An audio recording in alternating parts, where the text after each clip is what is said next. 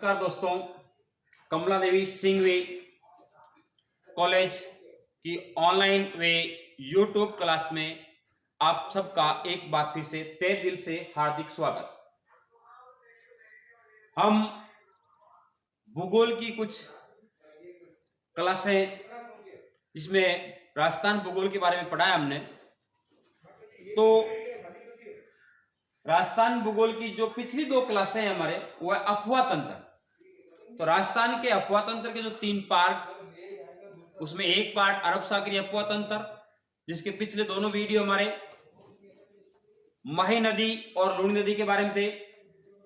इसके बाद तीसरी क्लास जो ये राजस्थान के अफवाह तंत्र के दूसरा पार्ट या दूसरे भाग अंतःपर्वा सतह, इसके बारे में होगी। तो चलो शुरू करते हैं दोस्तों।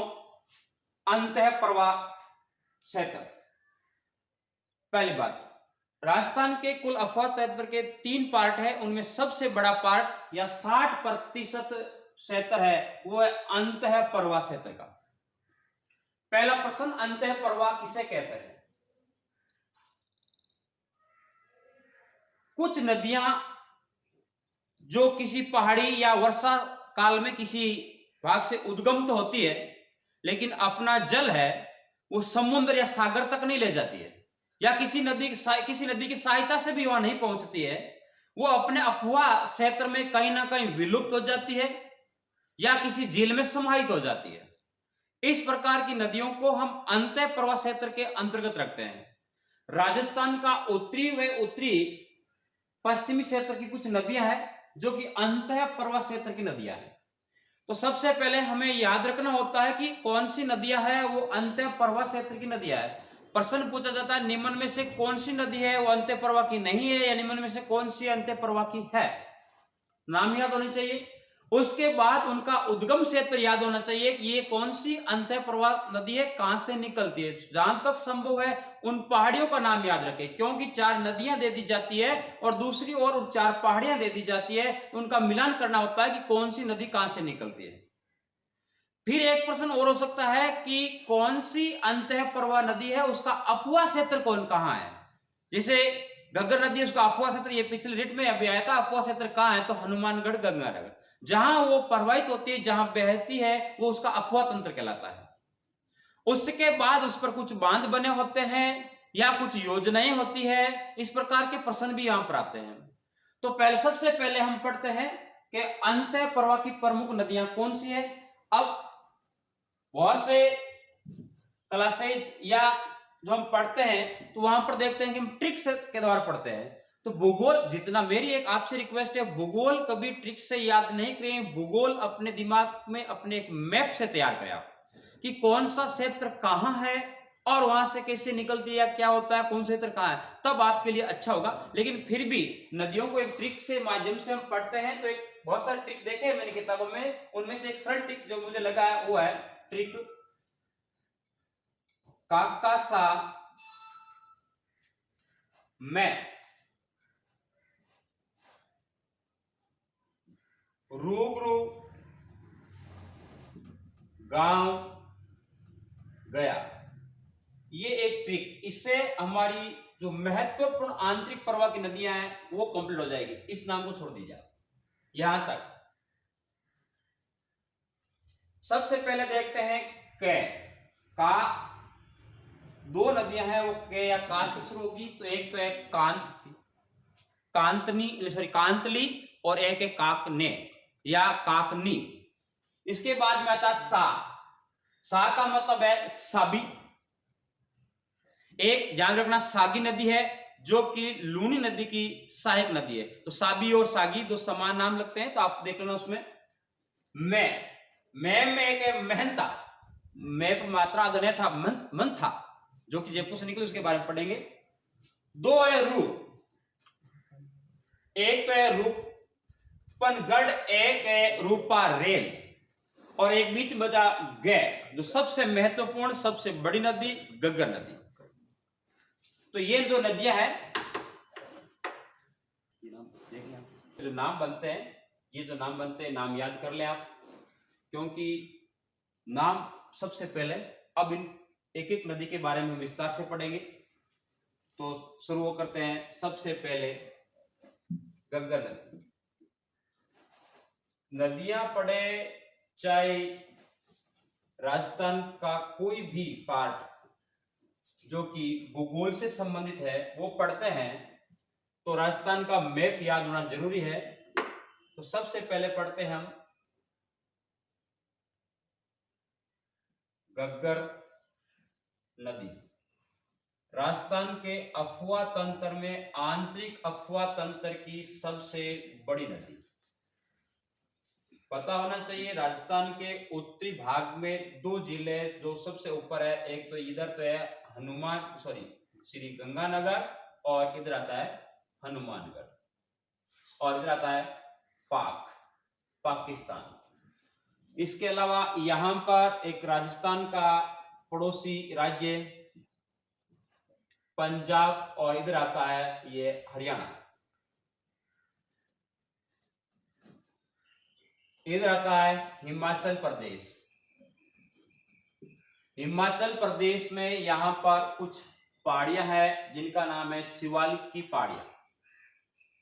शिवालिक की पहाड़ियों में कालका नाम का एक मंदिर है, वहां से एक नदी निकलती है जिसका नाम है घग्गर नदी।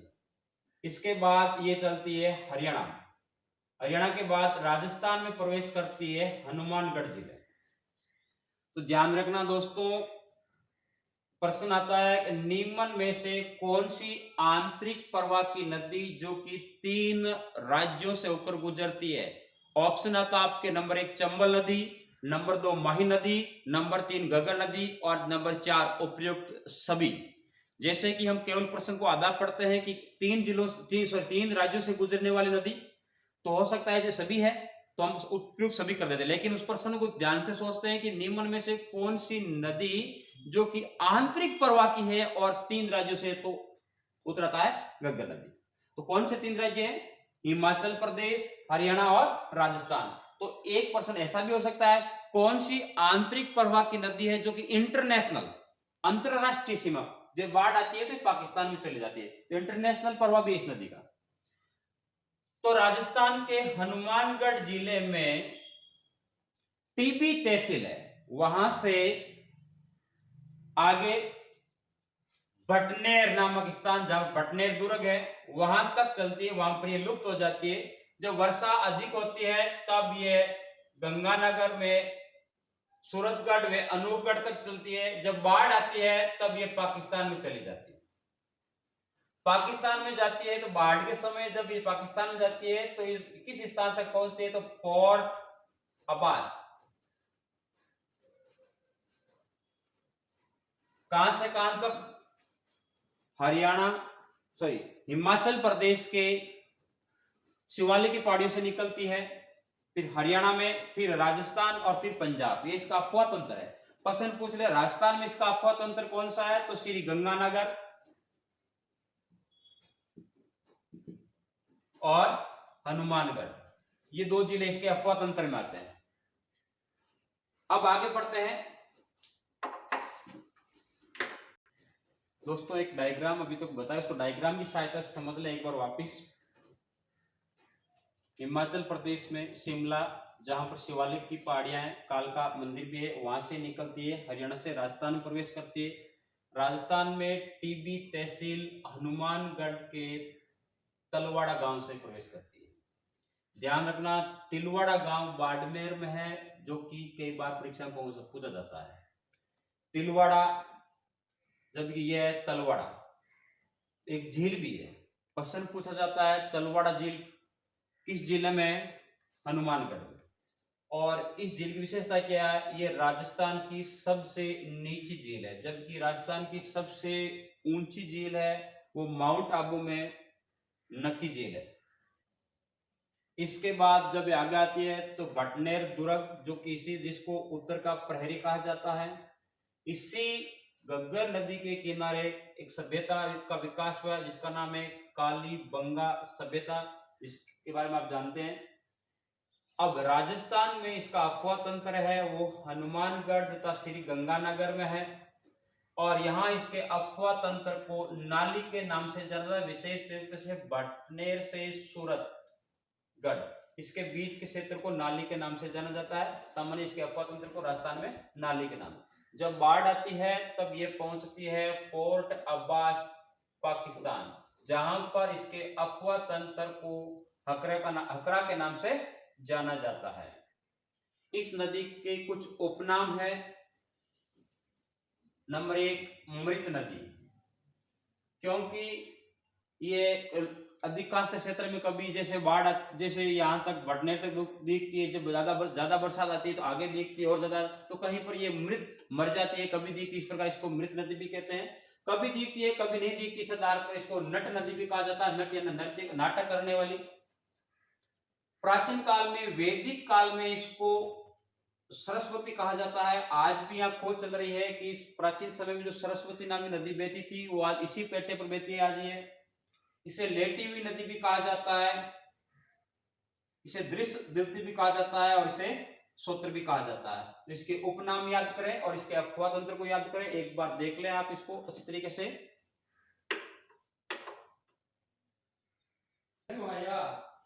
तो दोस्तों दूसरी महत्वपूर्ण नदी कांतली नदी, जो कि मैंने बोर्ड पर पहले भी कुछ लिखे है ताकि कम समय में हम अधिक से अधिक समझा सके। कांतली नदी के बारे में पढ़ते हैं। आंतरिक बहाव की एक महत्वपूर्ण नदी।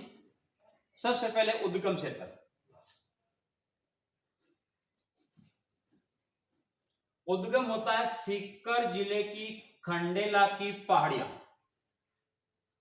उद्गम क्षेत्र याद रखना, क्योंकि नदी और उद्गम क्षेत्र का मिलान संबंधी प्रश्न होता है। तो यह सीकर, इधर आता है झुंझुनू, फिर आता है इधर चूरू, फिर ज्यादा हनुमानगढ़ और गंगानगर, जो पहले पढ़ चुके। तो उद्गम है वह सीकर जिले की खंडेला की पहाड़ियां। यहां से उद्गम होने के बाद ये आगे बहती है तो प्रवेश कर जाती है आगे झुंझुनू में। झुंझुनू में जब प्रवेश करती है तो अंत में ये झुंझुनू में एक है मंडरेला स्थान, जहां पर ये लुप्त हो जाती है। यह स्थान है चूरू और झुंझुनू की सीमा पर। ध्यान रखना, ये नदी चूरू में प्रवेश नहीं करती है, झुंझुनू में ही, झुंझुनू और चूरू की सीमा पर ही विलुप्त हो जाती है। राजस्थान के 2 जिले, एक तो चूरू और एक इधर आता है बीकानेर। ये 2 जिले ऐसे हैं जहां पर कोई नदी नहीं बहती है। और ऐसे प्रश्न बनता है तो आपको पता होना चाहिए, चूरू में नहीं बहती है, बीकानेर में नहीं बहती है, हनुमानगढ़ और गंगानगर यहां पर भी एक आंतरिक प्रवाह की नदी बहती है। तो इस संभाग में सबसे कम नदियां बहती है और इस संभाग में एकमात्र नदी बहती है वो है घग्गर नदी। इसके अलावा यहाँ कोई नदी नहीं बहती है। जबकि आगे पढ़ते जाएंगे कोटा संभाग में सबसे अधिक नदियां बहती है और चित्तौड़गढ़ जिले में सबसे अधिक नदियां बहती है। तो इस नदी का अफवाह तंत्र कौन सा है? तो सीकर और झुंझुनू। कहां से निकलती है? खंडेला की पहाड़ियों से। इस नदी का नाम क्या है? कांतली। इसके अफवाह तंत्र को हम कहते हैं तोरावटी। ध्यान रखना, ये शेखावाटी क्षेत्र में बहती है।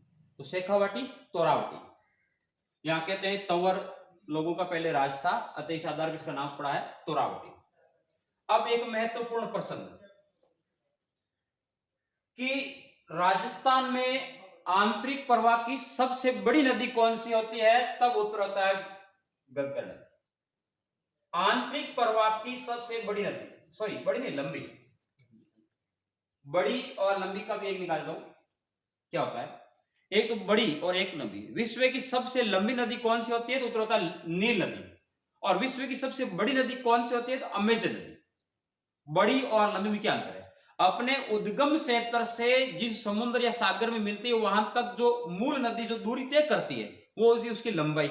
इस आधार पर नील नदी जो कि अफ्रीका में है वो सबसे लंबी है। बड़ी नदी और उसकी सहायक नदियों द्वारा जो क्षेत्र अपवहित किया जाता है, क्षेत्रफल के आधार कितने क्षेत्र में जल की आपूर्ति होती है वो संपूर्ण क्षेत्र कहलाता है। उसका बहाव क्षेत्र या नदी का बेसिन, उसके आधार पर इसकी मोटाई मापी जाती है, कितना क्षेत्र। तो बड़ी का मतलब कितने क्षेत्र को वो जल उपलब्ध करवाती है, लंबी का मतलब उद्गम क्षेत्र से लेकर के जो विलय होती है जहां मिलती है वहां तक उसकी दूरी। इस आधार पर लंबी, तो सबसे लंबी नदी है घग्गर। किस धरती पे? आंतरिक प्रवाह। जबकि राजस्थान की सबसे लंबी नदी चंबल पड़ते ही है। अब आंतरिक प्रवाह की दृष्टि से पूर्णतः आंतरिक बहाव, पूर्णतः आंतरिक बहाव इंपॉर्टेंट। कि जो पूर्ण रूप से राजस्थान में उद्गम होती है, राजस्थान में मिल जाती है, पूरी राजस्थान में बहती है। इस आधार पर सबसे बड़ी आंतरिक प्रवाह नदी है वो कांतली, जबकि यह जो कि इसका उद्गम हिमाचल में है और उसके बाद हरियाणा और राजस्थान तक पाकिस्तान चल जाती है, तो पूर्ण रूप से राजस्थान में नहीं बहती है।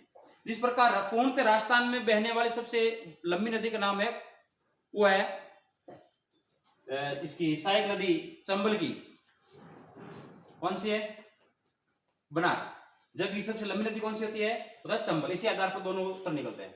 एक प्रश्न यही है, आंतरिक बहाव की दृष्टि से राज्य की सबसे लंबी नदी बनास, मतलब जो राजस्थान में उदय होती है, राजस्थान में ही वापस किसी नदी में समाहित हो जाती है। और सबसे बड़ी नदी है वो है चंबल। सबसे बड़ी नदी चंबल, आंतरिक बहाव की सबसे बड़ी नदी बनास, आंतरिक प्रवाह की सबसे बड़ी नदी घग्गर, आंतरिक प्रवाह की दृष्टि से जो पूर्णतः राजस्थान बहती सबसे बड़ी नदी कांतली, और सबसे छोटी अभी हम पढ़ेंगे वो होगा काकने, जो कि जैसलमेर होती है, और इसकी जो लंबाई है वो है लगभग 100 किलोमीटर। अब इसके उपनाम, शेखावाटी क्षेत्र में बहती है तो शेखावाटी क्षेत्र की ये भागीरथी कहलाती है। यहां पर इस नदी के किनारे गणेश्वर सभ्यता का विकास हुआ है, जो कि नीम का थाना सीकर में है। यह भी ऐसा प्रश्न हो सकता है कि गणेश्वर सभ्यता किस जिले में है? यह ताम्र युगीन सभ्यता की जननी कहलाती है। तीसरी महत्वपूर्ण नदी काकनी नदी। पहला इसको किस अन्य नाम से जाना जाता है या कौन कौन से उपनाम है? काकने भी कहा जाता है। ध्यान रखना, यदि आपको हिंदी में संधि आती है तो ई का गुण संधि में तो बनता है ये, और यदि ई का यण संधि बनाते हैं तो बनता है ये। संधि नहीं हुई है, लेकिन यदि नाम याद रखना चाहते हैं तो इसमें गुण और यण संधि दोनों एक ही करते हैं तो बन जाता है काकनी का काकने, याद रखने के लिए। स्थानीय भाषा में इसे कहा जाता है मसूर दी। आंतरिक प्रवाह की राज्य की सबसे छोटी नदी, सबसे कम दूरी तय करती है मात्र 17 किलोमीटर। बड़ी नदियों के बारे में पहले पढ़ लिए। कहां बहती है? जैसलमेर। तो अफवाह तंत्र या अफवाह क्षेत्र कहां पर है इसका? जैसलमेर जी। पता होना चाहिए जैसलमेर राजस्थान के सबसे पश्चिम में सबसे बड़ा जिला जो सामने जानते। कोठारी या कोटारी स्थान से इसका उद्गम होता है। कहां तक बहती है? ये आगे बहती है तो ये बूझ झील में गिर जाती है, और जब आगे और बरसात के समय जब ये आगे बढ़ती है तो ज्यादा से ज्यादा ये मीठा खाड़ी क्षेत्र तक जाती है। परसन बूझ झील किस जिले में है? जैसलमेर। या कोठारी नदी है वो किस झील का निर्माण करती है? बूझ झील का निर्माण करती है। सॉरी, काकने नदी है वो किस झील का निर्माण करती है? तो बूझ झील का निर्माण करती है। या काकने नदी है वो कहां गिरती है? तो बूझ झील में गिरती है। मेहंता नदी, मेहंता नदी इसका उद्गम क्षेत्र जयपुर, जयपुर में मनोहरपुर या मनोहरपुरा की पहाड़ियां, मनोहरपुर की पहाड़ियां यहां से उद्गम होती है। जयपुर में बहने के बाद नागौर जिले में प्रवेश करती है, और नागौर जिले में यह सांबर झील, जो कि नागौर और जयपुर की सीमा पर सांबर झील में प्रवेश कर जाती है। ये याद रखना है। मंथा झील कहां से उद्गम होती है? मनोहरपुरा, जयपुर। कहां विलुप्त हो जाती है? सांबर झील में। सांबर झील में कुछ जो नदियां विलुप्त होती है उनमें से एक तो मेहंता, अभी हम एक पढ़ेंगे रूपनगढ़, जो कि आपको पता होना चाहिए नागौर, जयपुर, इधर अजमेर। अजमेर में नागपाड़ी या नागपाड़ यहां से निकलती है और जयपुर में प्रवेश करके ये सांबर नदी मिल जाती है। तो एक नदी और नेक्स्ट नदी है जो भी रूपनगढ़। रूपनगढ़ आंतरिक प्रवाह की नदी कहां से निकलती है? अजमेर के नागपाड़ से। कहां विलुप्त हो जाती है? सांबर झील में। तो रूपनगढ़, मेहनता के अलावा दो छोटी नाले नदियां हैं या आंतरिक वाले नाले, जो कि जयपुर के आसपास के नाले हैं, जो खारी और खंडेला, वो भी सांबर नदी में मिल जाते हैं। तो सांबर नदी में मिलने वाले तो रूपनगढ़, मेहनता, खारी और खंडेला नदियां और नाले ये इसमें मिलते हैं। अगली नदी रूपारेल नदी, अन्य नाम वाहा नदी या लसवारी नदी, अन्य नाम है वाहरा नदी या लसवारी नदी। उद्गम क्षेत्र, उद्गम जयपुर जिले की उदयनाथ की पहाड़ियां, यहां से निकलने के बाद आगे ये चलती है भरतपुर में। भरतपुर में कुशलपुर गांव या स्थान पर ये विलुप्त हो जाती है। ध्यान रखना, कुशलगढ़ जो कि बांसवाड़ा में है, राजस्थान का दक्षिणतम बिंदु है। तो कुशलपुर और कुशलगढ़, कुशलगढ़ है जहां पर ये नदी समाहित हो जाती है। भरतपुर में जाट सम्राट सूरजमल द्वारा इस नदी के बाढ़ से बचने के लिए या वर्षा के समय बाढ़ के आसपास को बचाने के लिए एक झील का निर्माण किया था। उस झील का नाम है मोती झील, जिसे भरतपुर की जीवन रेखा कहा जाता है। भरतपुर की जीवन रेखा। दोस्तों एक प्रश्न, राजस्थान की जीवन रेखा किसे कहते हैं? जैसे प्रश्न आता है अधिकांश से लोग चंबल नदी कर देते हैं, गलत। इंदिरा गांधी नहर परियोजना को राजस्थान की जीवन रेखा कहा जाता है। तो दोस्तों अंतिम नदी पढ़ेंगे हम आंतरिक प्रवाह में, साबी नदी या साहिब नदी भी कहा जाता है इसे। ये जयपुर जिले की सेवर की पहाड़ियां, जयपुर जिले में सेवर की साबी और सह निकलती है। इसके बाद ये अलवर में बहने के बाद ये प्रवेश करती है हरियाणा, और हरियाणा में गुरुग्राम के पटौदी नामक स्थान पर ये विलुप्त हो जाती है। तो इस प्रकार हमने सभी आंतरिक प्रवाह की नदियां पढ़ी है। ध्यान रखना, जयपुर में जोधपुरा सभ्यता का जो विकास हुआ है वो साबी नदी के किनारे हुआ है, और वर्षा काल में इसे विनाश लीला के लिए जाना जाता है, या विनाश लीला के लिए कुख्यात है। अत्यधिक मात्रा में ये विनाश या नुकसान पहुंचाती है, तो विनाश लीला के लिए कुख्यात है। तो अंत्य प्रवाह की नदियां, अधिकांश नदियों के बारे में हमने पढ़ा है।